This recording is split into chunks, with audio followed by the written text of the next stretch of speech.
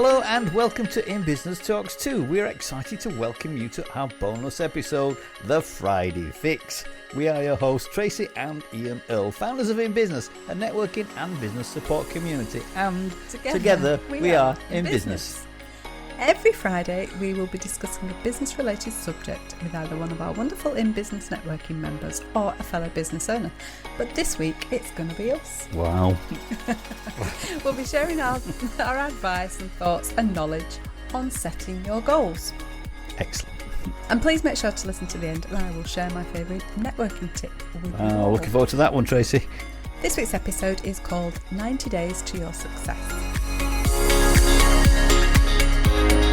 So today we're going to be talking about setting your goals and then basically trying to achieve them. Yeah, most people know that being aware of and knowing your goals is essential to success. I mean, that's not just in business, it's in your life as well, isn't it? Yeah, so true. And it's not always easy, if you're running a business to stick to any goals that you've set. That's what we found. That's what I've found in the past anyway. Yeah, and you find some people just amble through life dealing with what life throws at them. They don't have any plans or any major goals, but yeah, I mean, there's no right and wrong. Yeah, but I think a lot of research would indicate that to achieve anything in life, you're always better having some sort of plan, setting yourself goals. The people that succeed are the people that tend to have a plan or set goals. Absolutely. So that's why we've devised our Goal Getter Squad, which is all about helping people to achieve their most important goals in the next 90 days. Yeah. I mean, why did we pick 90 days? Can you remember? I can remember. We believe that 90 days is long enough to actually get something done and short enough to see results. That's right. It's a good amount of time is 90 days.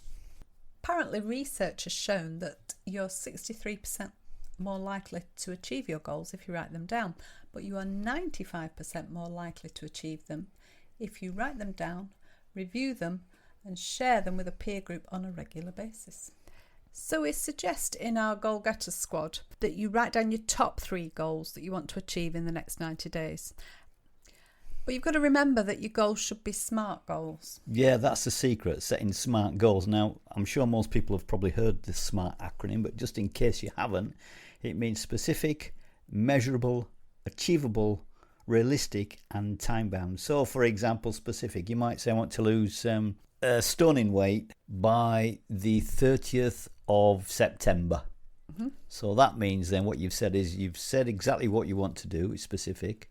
It's measurable because obviously you can weigh yourself.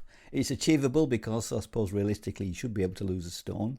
And it's time-bound in that you've set yourself a date when you want to do it by. So always try and set SMART goals if you can. Mm-hmm. But alongside each goal you should write why. I mean, it might be that you want to lose weight because you're going on holiday. It might be that you want to increase your client base for your business because you need some more income. You want to provide a better life for your family, whatever it is. Yeah, your why is important. It has to be strong. It has to be compelling. And it gives you the motivation, doesn't it, for each of the goals? And once you can express your why and keep it in mind, success will probably follow. Actions are also important when you're doing your goals, simply because action is the key. Without action, nothing happens. So it's about outlining the actions or steps you're going to take. It's your map listing the specific route you're going to take. Yeah, so what you're saying is you need to write down the actions that you're willing to do to get nearer to your goal each day, whether each day, each week, each month. And every action should have a target date by which you're going to achieve it. Yeah, by which you're going to complete the goal. Yeah. Mm-hmm.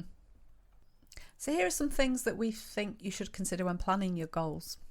Initially, you want to think long term if you can. What do you want your life to look like in 3, 5, 10 or even 20 years' time? Ask yourself, what will I be doing and how will my life look, or how do I want my life to look? Obviously, you're not going to achieve all those things all at once straight away. You're going to have to build up to how your life looks in 5, 10, whatever, however many years. So you're going to have to do that in a series of stages. Obviously, the best way of doing things is in small stages, as Tracey mentioned. So ideally, what you should be doing is treating each 90-day as a building block so you can achieve your final goals. For example, if you think about it, 3 years is only 12 blocks. So if you break it down into 12 blocks, it's much easier. And every block you complete is sort of takes you one step closer to fulfilling those goals and dreams, doesn't it? I mean, we've already said about when you're setting your goals, they need to be SMART and of course personal to you. But being specific about the date helps as well. It's all right saying, I want to lose X amount of weight in 3 months. But come next week or the week after, 3 months is still 3 months down the line. If you say, I want to lose X amount of weight by the 30th of November, say, you've got a deadline then to meet that goal. And I think it's important to remember not to create too many goals at once, or you'll fall into the trap of being overwhelmed and you won't achieve very much. Prioritise and think carefully about what to tackle first. Remember, action is the key. And breaking each goal down into small tasks and actioning them so that you'll achieve them in the time that you've said. Yeah, and also consider all the resources that you might need to achieve your goals. And by resources, think about perhaps who can help you drive your goals. This can be people, books, and various other webinars, yeah, all whatever. sorts of useful resources out there you can use. Mm-hmm. We've also found that accountability partners are useful to bounce ideas off and show you where you might be going wrong and encourage you to do it right. Yeah, it's been a big success as part of our programme, hasn't it? Having people where you're being held account. It's always useful, isn't it? Yeah, you feel more compelled to do the tasks that you said you were going to do. Yeah, it's a bit embarrassing if you turn up and say, I haven't done that this week, yeah, don't you? Yeah, rap on the knuckles. Yeah. So once you've broken your goal down into different tasks, then you need to build a plan. So you're going to create a weekly plan and write down step-by-step actions you need to take that week to help you achieve your goals. Yeah. Because you won't be doing everything all at once. Consider doing this on a Sunday evening prior to the week commencing. Yeah, we tend to do that, don't we? If we plan anything, we try and do it on the Sunday evening rather than the Monday morning, which is taking up time. You're all ready to go when you're good to go straight away on Monday, aren't you? Also, we would suggest that perhaps you review each week's schedule by looking back at what you did. I mean, this is important. So, what did you get done? What were your successes? Because it's important to celebrate your successes, don't you think? Yeah, nice glass of wine on a Yeah, Friday. It's always good. It's always good. In my opinion. Yeah. So, think about what you can celebrate and what worked and what didn't work. Because, again, it's really useful. Reviewing helps you to gain clarity and helps you to understand what worked and what didn't work. But more importantly, to learn from what you've done. Yeah, it's good to look back and see what you have achieved. Because sometimes you just go plodding along doing things and you don't realise what you've achieved until you look back and log it. If you log it, then you can say, yeah, actually, I did do that. And if you can tick those tasks off, you can see that you're that much nearer to your goal. Yeah, you have a visible record, haven't we? We've had people on our course, haven't we, that have said they hadn't realised how much they'd done until they reviewed and looked back at what they'd actually ticked off for that month or that 90 days. So they were quite pleased with the progress they'd made. Yeah. So basically, to summarise, define your goals. We suggest just 3. Write them down and make them SMART. Write the actions and the tasks you need for each goal, and then set the dates to be completed within the 90-day block. Share them if you can with someone who will hold you to account. And if not, consider joining an accountability group such as the Goal Getters. Oh, nice one there. Nicely jumped in there, Tracey. Well done. It is our show. We can do that if we like. The link will be in the show notes. And review your achievements weekly, monthly, and then celebrate your success. I think that is the best part of this. Yeah, it's a celebration. Yeah, we'll celebrate. When you can see the results. Yeah. It's as easy as that. We hope you found that useful, and now we're going to move on to Tracey's networking tip. So, Tracey, what is your networking tip for this week?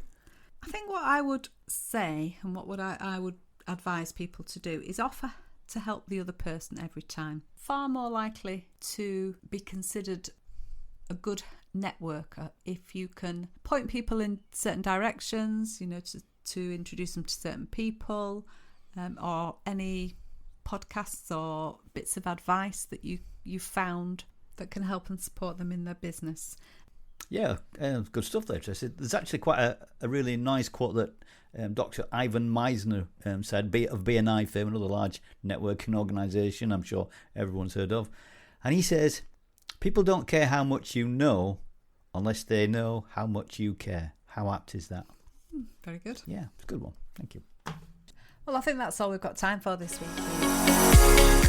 We're almost at the end of this week's show, but before we go, we're excited to tell you about our In Business Talks 2 episode this coming Tuesday. Our special guests are married couple Joyce and Jane Kumbasul, partners at Kumbasul Enterprise LLP. We're really looking forward to speaking to them and digging deeper into their experiences as a business couple.